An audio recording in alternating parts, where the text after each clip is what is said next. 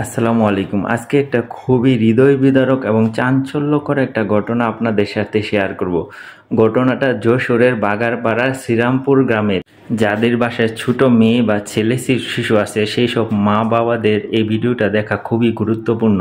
দেখুন, যশোরের এই নিউজটা যখন আমি কারেকশন করছিলাম তখন মাঝখানে এসে আমি কিছুটা থেমে গিয়েছিলাম যে আসলে প্রথম থেকে যে ঘটনাটা আমি পড়ে আসছিলাম মাঝখানে এসে এটা কি ঠিক পড়ছি কিনা সেটা আমি আবার দেখতে চাইলাম।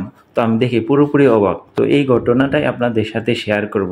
যশোরে যে ঘটনাটা ঘটলো, যে মেয়েটার সাথে পিচ্ছি মেয়ে, 5 বছরের মেয়ে বাবু, তার সাথে যে মর্মান্তিক ঘটনাটা ঘটলো সেটা হলো বাবা মা বাসায় রেখে তারা কাজ করছিলেন। তো হুট করে মেয়েটা পাশে কোথাও গিয়ে খেলাধুলা করছিলেন। তো বাবা মা তো সাধারণত গ্রাম এলাকা নিশ্চিন্তে থাকেন যে কোথাও হয়তো বা খেলাধুলা করছেন। তো সারাদিন গেল, যখন মেয়েটা বাসায় ফিরে আসলো না তখন তাদের মধ্যে স্বাভাবিকভাবে একটা চিন্তা কাজ করলো যে আমার মেয়েটা গেল কোথায়। তো অনেক খোঁজাখুঁজি করে পেলেন না। পরদিন ভোরে মেয়েটার লাশ ভেসে উঠল পুকুরের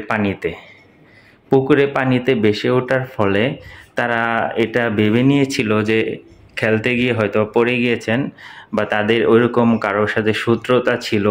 এটাও কিন্তু তারা ভাবেন না যে আমাদের কাছে তো এরকম কোনো শত্রুতা ছিল না যে কেউ আমার এই পিচ্চি মেয়েটাকে মেরে ফেলবে। তো স্বাভাবিকভাবে তাদের কোনো অভিযোগ ছিল না, তারা চাচ্ছিল লাশটা দাফন করে ফেলবে। তো সেই মুহূর্তে দেখা গেল মেয়ে বাবুটার ঠোঁটে সামান্য পরিমাণ কাটা। তো এই কাটাটা দেখে তাদের মধ্যে একটু সন্দেহ জাগলো।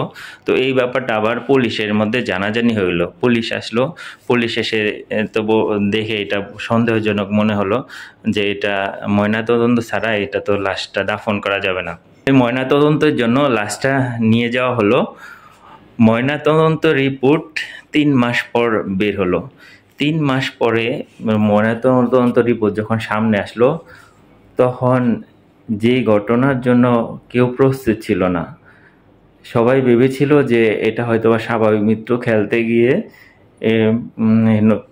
পুকুরে পানিতে পড়ে মারা গিয়েছেন। কিন্তু ময়নাতদন্তের রিপোর্ট আসলো পুরোপুরি উল্টো। সেটা হচ্ছে শিশুটাকে পাশবিক নির্যাতন করে তারপরে গলা টিপে মেরে তারপরে ফেলে দেওয়া হয়েছে পুকুরের পানিতে। তো এটা মেয়ের গার্ডিয়ান যে ছিল, মা বাবা, তাদের কারোর সাথে ওইরকম শত্রুতা ছিল না। তারাও ভাবেননি যে তার মেয়ের সাথে এমন হবে।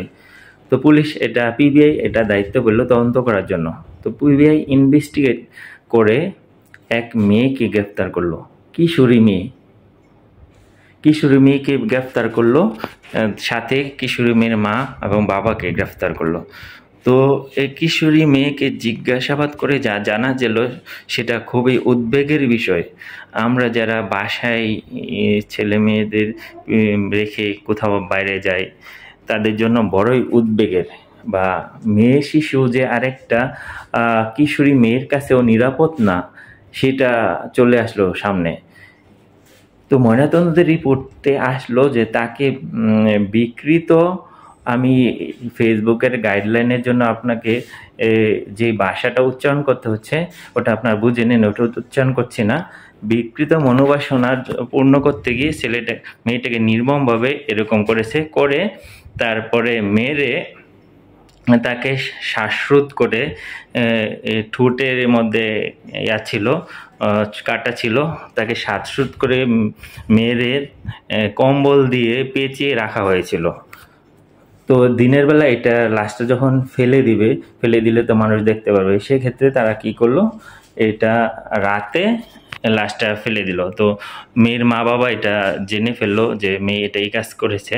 মেয়ে কি কাজ করেছে সেটা সম্পর্কে তারা অবগত না, কিন্তু মেয়ে যে শিশু মেয়েটাকে মেরে ফেলেছে সেটা সম্পর্কে তারা অবগত হলো এবং তারা সহযোগিতা করলো মেয়েটাকে পানিতে ফেলে দেওয়ার জন্য। তখন মা বাবা মিলে শিশু মেয়েটাকে পানিতে ফেলে দেওয়া হলো, ল্যাপ দিয়ে পেঁচিয়ে তারপরে বেঁধে পানিতে ফেলে দেওয়া হলো। তো দেখুন, এই কিশোরী মেয়েটাকে যখন জিজ্ঞাসাবাদ করা হলো, পুলিশ থেকে জিজ্ঞাসা করলো, সে কিন্তু আসক্তিতে ছিল। মোবাইলে বিভিন্ন ধরনের ভিডিও দেখতো, খারাপ ভিডিও, সেই ভিডিওতে আসক্ত হয়ে সে এই পিচ্ছি মেয়েটার সাথে এই কাজটা করেছে। আমরা এর আগে লক্ষ্য করেছি এই অনেক ধরনের বিচিত্র ঘটনা ঘটেছে। এটা আমি মনে করি এটা আরও একটা খারাপ নজির আমাদের সমাজের জন্য। আমরা যারা গার্ডিয়ান আছি তারা যদি এখনই সচেতন না হই তাহলে সামনে আরও ভয়াবহ বিপদ অপেক্ষা করছে। আপনার ছেলে মেয়েটাকে অল্প বয়সে মোবাইল হাতে দিয়ে দিচ্ছেন, তো তারা কি করছে না করছে সেটা আপনারা দেখছেন না। তো আমার মতে অল্প বয়সে যারা কিশোরী আছেন তাদের হাতে মোবাইল না দেওয়াটা বেটার।